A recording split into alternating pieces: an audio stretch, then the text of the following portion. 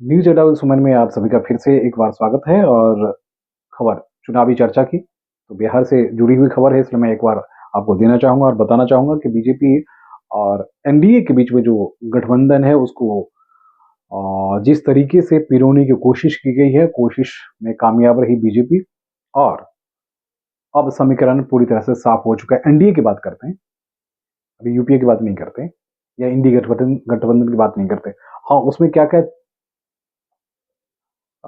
किस तरह के मसले सामने आए हैं वो हम आपको जरूर बताएंगे, लेकिन फिलहाल हम एनडीए की चर्चा इसलिए कर लेते हैं कि एनडीए का रास्ता जो है वो साफ हो गया है।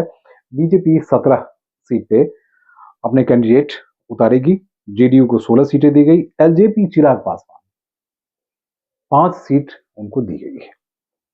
हम जीतनराम मांझी, उनको भी एक सीट मिली, कुशवाहा जी को भी एक सीट मिली। कुशवाहा जी इस बार 5 सीट के आसपास, 3 या 5 सीट के आसपास थे। तो एनडीए गठबंधन में बिहार में स्थिति साफ है। अभी फिलहाल पता है हमको कि लगभग 39 सीटें जो है वो एनडीए के पास में है, एक सीट उधर है। अब जो सबसे बड़ी और महत्वपूर्ण बात उसमें है कि 2019 में बीजेपी के पास 17, जेडीयू के पास 17 और एलजेपी के पास 6 स्थान पे में लड़ाई हुई थी। 17-17 का ही मसला था, लेकिन इस बार जेडीयू ने एक नीचे आकर समझौता कर लिया कि आप जानते हैं कि जो समीकरण है और जो इस तरह से वहाँ राजनीतिक गठबंधन या स्थानीय गठबंधन की कहानी चल रही थी, ऐसे इस बीच में जेडीयू ने पीछे हटने का बड़पन दिखाया और नीतीश कुमार ने बहुत बारीकी से। अब उसमें सबसे महत्वपूर्ण बात इसमें चिराग पासवान को सबसे बड़ा फायदा हुआ या नुकसान हुआ, क्योंकि चिराग पासवान 5% या 8% वोट की बात करते हैं और उसके हिसाब से ही वो लगातार लड़ रहे थे। पिछली बार याद कीजिए, देखिए बीजेपी के अपने जो वोट बैंक है उसको हम अपनी तरह उधर एक अलग तरीके से उसको देखिए। जेडीयू के पास जो वोट बैंक है उसमें कमी आई है, लेकिन अगर दोनों साथ आ जाते हैं फिर समीकरण बदल जाता है। विधानसभा चुनाव की हम चर्चा जरूर कर लेते हैं, लोकसभा से पहले विधानसभा। पिछली बार आपको याद होगा कि पिछली बार जब 2020 में विधानसभा चुनाव हुआ था, उस चुनाव में सबसे ज्यादा अगर डैमेज किया था किसी ने तो वो चिराग पासवान ने किया था। किसको? नीतीश कुमार जी को। और बीजेपी के जो बागी कैंडिडेट थे उनको इधर से इशारे में बिठा दिया गया था और उसके बाद कहानी बदल गई थी और वहां 40 सीटें जेडीयू के हाथ से खिसल गया। नतीजा ये रहा कि नीतीश कुमार तीसरी पोजीशन पर पहुंच गए। उसके पीछे वजह ये थी कि चिराग पासवान ने बार बार कहा कि उनके पिता का अपमान किया नीतीश कुमार जी ने, इसलिए अपमान का बदला उन्होंने लिया। लेकिन उसके पीछे गनी चाहिए, क्योंकि आपको पता नहीं होगा, मुझे पता इसलिए था कि मैं उस वक्त भी एमएचए कवर कर रहा था। और पॉलिटिकल एंगल से अगर देखें तो पॉलिटिकल एंगल में कहानी ये थी कि नीतीश कुमार, चलिए उसके हम बाद में चर्चा करेंगे, बहुत ही गोपनीय चीज है और उसको जरूर बताएंगे कि नीतीश कुमार सुशील मोदी क्यों हाशिए पे चले गए, उस पर हम चर्चा करेंगे। सुशील मोदी ही क्या एलजेपी को बाहर करने या बाहर का रास्ता दिखाने में सबसे ज्यादा स्ट्रांग दिखे थे? यही कहानी थी। इस बार आखिर सुशील मोदी के गायब होने के बाद इनको इतनी बड़ी जिम्मेदारी कैसे दे दी गई? पिछली बार देखिए लोकसभा में दी गई, लेकिन जब दूसरा समीकरण आया तो वहां कहानी खत्म हो गई। और उसके बाद अब मैं कहना सिर्फ ये चाह रहा हूं कि विधानसभा में समीकरण अलग था, विधानसभा में उन्होंने डैमेज किया नीतीश कुमार को। यहां नीतीश कुमार अब पीछे हटते हैं। उसके बाद अब यहां कमजोर कौन हो गए? उपेंद्र कुशवाहा। उपेंद्र कुशवाहा यहां कमजोर हुए हैं, क्योंकि उपेंद्र कुशवाहा को पिछली बार 3 या 4 सीटें दी गई। काराकाट भी, और उसके बाद जो काराकाट में जो कुर्मी वोटर है वो सबसे ज्यादा वोटर है, नतीजा काराकाट से उनको लड़ाया गया था। फिर सीतामढ़ी की बात हुई थी, फिर 2-3 जगह की बात हुई थी। अब आइए जीतनराम मांझी साहब की। जीतनराम मांझी 4 उनके विधायक हैं, पूर्व मुख्यमंत्री हैं, अभी उनके बेटे को कैबिनेट मिनिस्टर बनाया गया, तो उनकी भी दावेदारी थी और उनकी दावेदारी के मुताबिक एक सीट उनको दे दी गई है। चिराग पासवान यहां हीरो बन के निकल के आ गए, क्योंकि पूरी पार्टी उनके चाचा तोड़ के चले गए थे अलग पार्टी उन्होंने बना ली।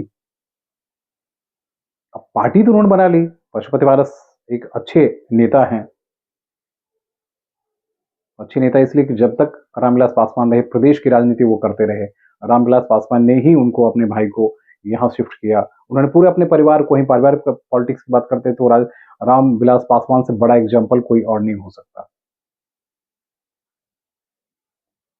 पारिवारिक समीकरण की बात करते हैं तो अपने भाई भतीजे सबको उन्होंने सेट किया। जैसे मर गए उसके बाद भाई ने कब्जा किया और उसके बाद पूरी कहानी बदल गई। आज भाई, चाचा बिल्कुल ही अलग खड़े हैं। चाचा के हाथ में फिलहाल झुनझुना है। उस वक्त पार्टी तोड़ के वो अलग पार्टी बनाए और फिर वो एनडीए में शामिल हुए, मंत्री भी बने हुए हैं। लेकिन इस बार उनको झुनझुना मिला। हाजीपुर से उनको लड़ाया गया था, वो हाजीपुर से जीत गए थे। समस्तीपुर से प्रिंस पासवान को जो लड़ाया गया था वो भी जीत गए। इस बार दोनों को गायब कर दिया गया क्योंकि इतने नाराज हैं। आज भी वही बातें दोहरा रहे थे कि पिताजी के मरने के बाद चाचा ही मेरे हाथ को पकड़ते और मुझे आगे लेकर आगे बढ़ते, लेकिन राजनीतिक लालच में आकर उन्होंने पार्टी को ही तोड़ दिया और हमें और मेरी माँ को अलग करके, खड़ा करके छोड़ दिया। मित्रों, समझने की जरूरत ये है कि परिवार की राजनीति जिस स्वार्थ की वजह से टूटकर बिखर गई थी, आज फिर से वो इकलौता बंदा यहां तक खड़ा रहा, लड़ता रहा, लड़ते लड़ते लड़ते अब फिर पार्टी ने उसे 5 टिकट दे दी है। अब अपने परिवार को अपनाए, बिखड़े या उसको छोड़ दे या कैसे करे। बीजेपी ने यहां अपने उस वायदे को याद किया है। क्यों? आपको याद होगा कि उस वक्त भी जब इनको घर से भी, वही मंत्री वाला जो घर था रामविलास पासवान, जो उस घर से भी दूसरे घर में शिफ्ट किया गया, बहुत सारी चीजें हुई थी, बहुत सारी बातें हुई थी, लेकिन एनडीए इसने छोड़ने की कोशिश चिराग पासवान ने नहीं की। नतीजा ये रहा कि सब कुछ होते होते अब जब बातें निकल कर आई तो 3 साल 4 साल बाद चिराग पासवान फिर एक हीरो के तौर पे वहां के पॉलिटिक्स में निकल के आ गए।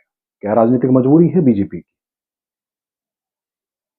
उस पर हम बाद में चर्चा करेंगे। लेकिन फिलहाल यहाँ के जो समीकरण है वो ये देखने के लिए, समझने के लिए काफी है कि एनडीए में स्थिति साफ हो गई, लेकिन एनडीए में जो फायदे में थे आज वो किनारे खड़े हो गए।